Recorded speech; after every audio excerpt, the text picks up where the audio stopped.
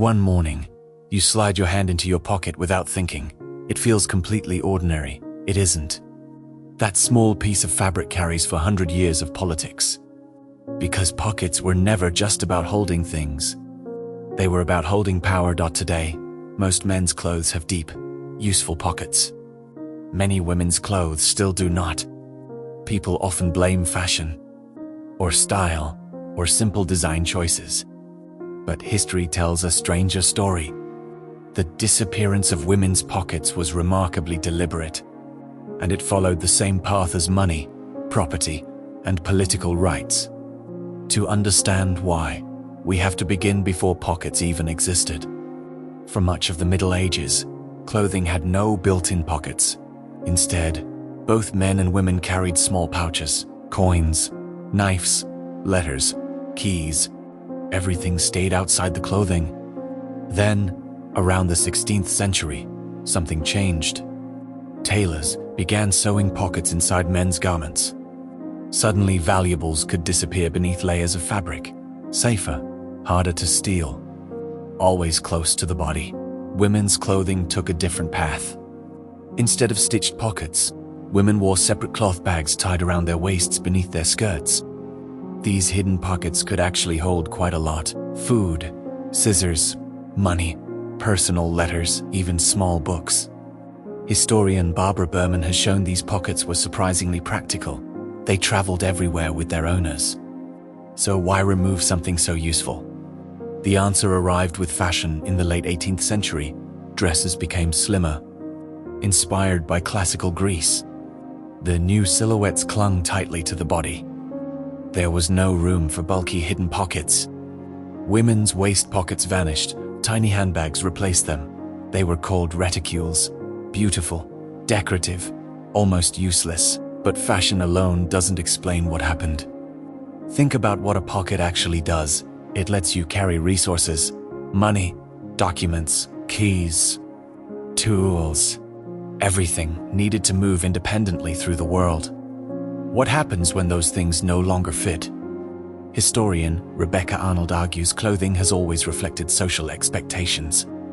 Women's fashion increasingly emphasized appearance over utility. Movement over long distances became harder. Carrying useful objects became harder. Independence became harder. Was that merely coincidence or something deeper? The timing is difficult to ignore. Throughout the 18th and 19th centuries, married women in many countries could not legally own property. Under the legal system known as coverture, a wife's finances often became her husband's.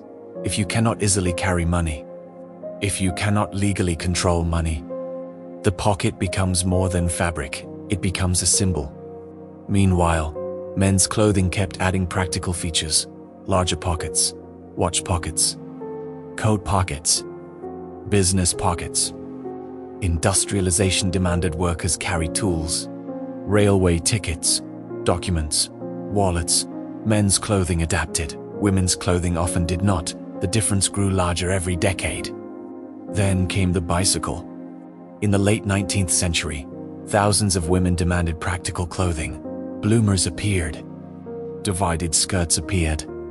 And finally, real pockets returned. Not everyone approved.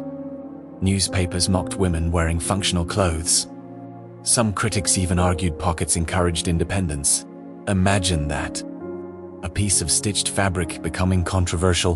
By the early 20th century, women fought for voting rights, education, employment, financial freedom. Fashion slowly changed alongside society. During both world wars, millions of women entered factories. Work clothes included real pockets. They needed them. Nobody questioned practicality when production mattered.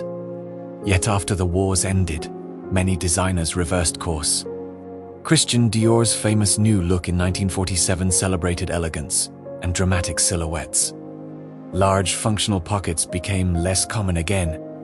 Beauty regained priority over usefulness. The debate never truly disappeared. Modern studies have measured the difference. In 2018, researchers at the Pudding compared jeans from leading brands. Women's front pockets were dramatically smaller than men's. Many could not fully hold a smartphone. Some barely held a hand.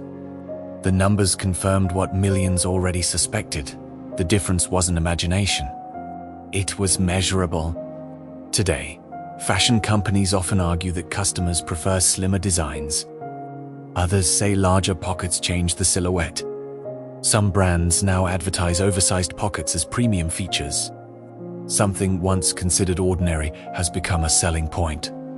But every pocket still asks the same quiet question: who is expected to carry things, and who is expected simply to be seen? The answer has changed across centuries, not all at once, but stitch by stitch. The next time your hand disappears into a pocket, remember this: you are touching more than fabric. You are touching centuries of decisions about freedom, movement, work, and ownership. A pocket is one of the smallest inventions in human history, yet it reveals one of the biggest truths. Sometimes power isn't removed with laws. Sometimes it's removed with a missing place to put your hands.